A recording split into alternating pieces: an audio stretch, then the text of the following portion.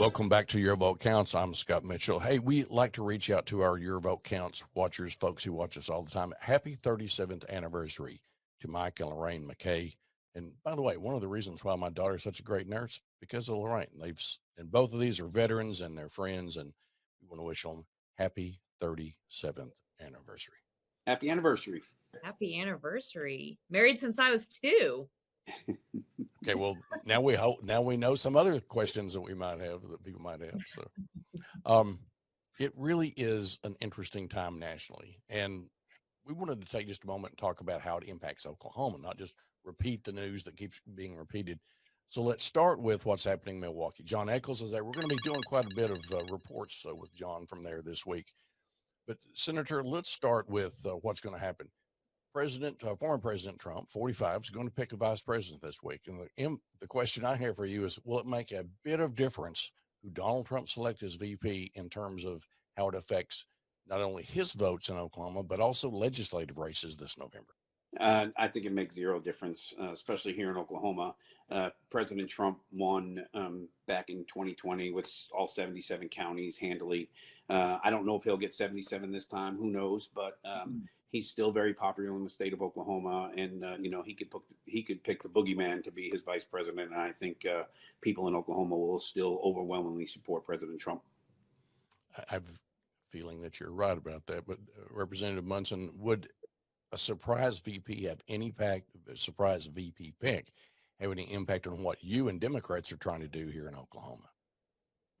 No, I don't think so. And I will say, as I'm out knocking doors, there to Senator Rosino's point about possibly not winning all 77 counties, there's growing frustration with Trump type politics. And you see that trickling down here in the state of Oklahoma with Superintendent Ryan Walters and the way that he's trying to handle our public school system or not handling our public school system, not taking care of it.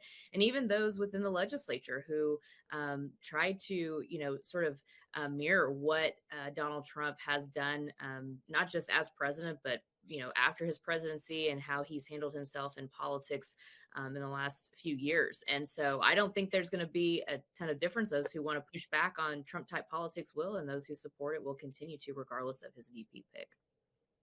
All right. Unless you've been under a rock for the last 3 weeks, you know what has happened in the Democrat Party dealing with the current president and whether he stays or goes, and Democrats clutching their pearls and having these fits over that bad debate performance and some subsequent gaffes.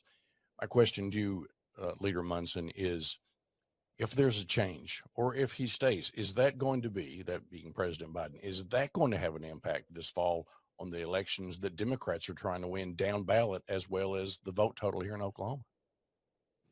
Again, I don't think so, mostly because, as I'm out knocking doors and talking to people about the issues that are truly impacting them, they're really concerned about what's happening at the state level and what's happening with our public school system. And again, the superintendent's name continues to be brought up, whether I'm talking to Republicans, Democrats, independents, those who may even believe a little bit in what he's doing are frustrated with his inaction in taking care of our schools and how he continues to put a target on the backs of our teachers.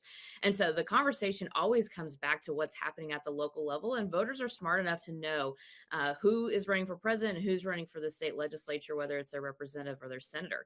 And so they keep bringing it back to the issues that matter to them and what's happening here in Oklahoma. So I don't think it's going to have that big of an impact on those of us that are on down ballot races, especially with the legislature. They want to see balance. They want to see solutions for Oklahoma families, less of the partisan back and forth and the extreme rhetoric that we continue to hear that turns into policies at the Capitol. It would be nice, but that's not going to happen. I think we all know that. And I'm wondering, Senator Rosino, you're the other party, and you're watching what's happening with the Democrats. Do you think that if President Biden steps aside, Vice President Harris were to become the leader of the ticket, do you think this makes any difference whatsoever in November in Oklahoma? No, I think that President Biden doesn't have a chance in Oklahoma, nor would Vice President Harris have a chance in Oklahoma to win. And for us, we're such a conservative state that down ballot, it won't even matter here for us either. So unfortunately, we're seeing a guy that's in the Oval Office that is struggling every day, and you're seeing even his own party members of Congress asking him to step aside. And I think in other states that will matter on down ballots, but not here in Oklahoma. And so it's sad to watch, but we're seeing it with our own eyes, and you can't deny it that there's definitely an issue for the Democrats come November. And we'll be here to cover it for you. I appreciate both of you being here this week, Senator Rosino, Leader Munson. And thanks for watching Your Vote Counts. See this again at news9.com and news16.com, and follow me at Mitchell Talks.